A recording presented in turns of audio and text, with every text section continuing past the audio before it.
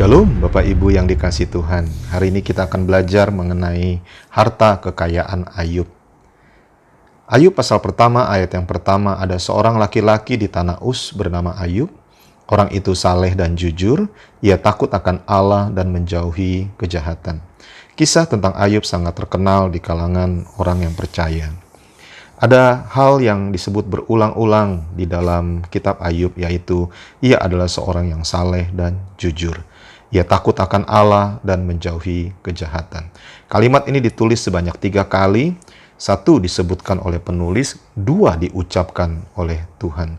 Tuhan itu begitu bangga dengan Ayub, sehingga dibanggakan di hadapan iblis. Tidak ada tokoh lain yang dibangga-banggakan oleh Tuhan di hadapan iblis selain daripada Ayub. Hari ini kita akan belajar satu perkara yang luar biasa. Harta kekayaan Ayub yang utama bukanlah materi yang berada di luar dirinya, tetapi apa yang ada di dalam dirinya. Begini saudara, saat itu Ayub hidup di tengah sistem keagamaan yang cenderung retributif. Maksudnya gini, segala tindakan Allah hanyalah respon terhadap perbuatan manusia. Siapa yang taat mendapat berkat, siapa yang fasik dia terima hukuman. Ini tidak salah saudara. Tetapi persoalan akan muncul jika terjadi sebaliknya. Ayub yang saleh, yang dipuji sampai 3 kali itu, ternyata tertimpa beragam peristiwa buruk yang dapat dipahami sebagai kutuk menurut kacamata publik pada masa itu.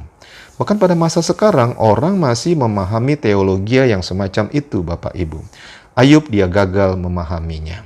Sampai hari ini pun banyak orang yang gagal untuk memahaminya. Para sahabat Ayub pun memandang situasinya dengan kacamata yang sama. Tidak heran, mereka terus berusaha untuk meyakinkan Ayub tentang dosa-dosanya. Bagi mereka, hal-hal yang buruk tidak mungkin terjadi pada orang yang saleh. Itu yang mereka ucapkan berulang-ulang kepada Ayub.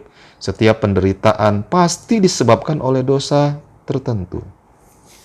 Bapak Ibu yang dikasihi Tuhan, hari itu, Ayub belajar untuk mengenal Allah dengan cara yang baru. Tuhan adalah Tuhan yang jauh lebih besar daripada yang selama ini ia bisa pikirkan. Tuhan bisa berada di luar kotak yang disebut sistem keagamaan retributif tersebut. Konsep taat sama dengan berkat, fasik sama dengan kutuk, hanya secara umum yang diberlakukan oleh Tuhan. Tetapi Tuhan tidak harus terikat dengan hal itu. Ayub sedang dilatih oleh Tuhan. Bukan hanya mengenal Tuhan dari kata orang. Ayub sedang belajar untuk mengenal Tuhan secara pribadi. Harta kekayaan Ayub itu ada di dalam dirinya, bukan di luar dirinya. Perlu Bapak, Ibu, dan saya mengerti pada saat kelak Ayub dipulihkan dan dia mendapatkan berkat 2 kali lipat. Itu bukan berarti Ayub mencari berkat 2 kali lipat itu sebagai tanda lulus. Sebab hartanya tidak ada di luar dirinya. Harta kekayaannya ada di dalam dirinya. Ingat saja pada saat Ayub kehilangan semua, Ayub tetap berkata, "Dengan telanjang aku keluar dari kandungan ibuku. Dengan telanjang aku akan kembali kepadanya. Tuhan yang memberi, Tuhan yang mengambil. Terpujilah nama Tuhan." Ayub 1 ayat 21. Bapak Ibu yang terkasih, saya masih mendapat berkat yang luar biasa lagi dari harta kekayaan Ayub selain mengenal Tuhan secara pribadi. Saya belajar bahwa sebagai penutup, salah satu harta kekayaan Ayub adalah dia punya anak-anak yang seringkali berpesta setiap hari, Bapak Ibu. Ayub pasal pertama ayat yang kelima. Mari dengarkan. Setiap kali apabila hari-hari pesta telah berlalu, Ayub memanggil mereka dan menguduskan mereka. Keesokan harinya pagi-pagi, bangunlah Ayub lalu mempersembahkan korban bakaran sebanyak jumlah mereka sekalian, sebab pikirnya, mungkin anak-anakku sudah berbuat dosa dan telah mengutuki Allah di dalam hati. Demikianlah dilakukan Ayub senantiasa. Ayub seorang yang saleh, jujur di hadapan Allah. Seorang yang berkenan di hatinya Tuhan. Ia takut akan Allah dan menjauhi kejahatan.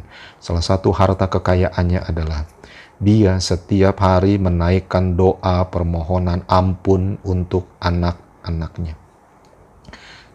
Saya belajar untuk setiap hari menaikkan doa, mohon pengampunan buat anak-anak, buat keluarga, buat penatua gereja, buat koordinator gereja, buat para pengerja dan jemaat. Mungkin mereka sudah berbuat dosa dan telah mengutuki Allah di dalam hati. Hari ini mari kita belajar sama-sama. Maukah Bapak Ibu menaikkan doa permohonan ampun buat keluargamu, buat orang-orang yang kau kasihi? Tuhan Yesus memberkati.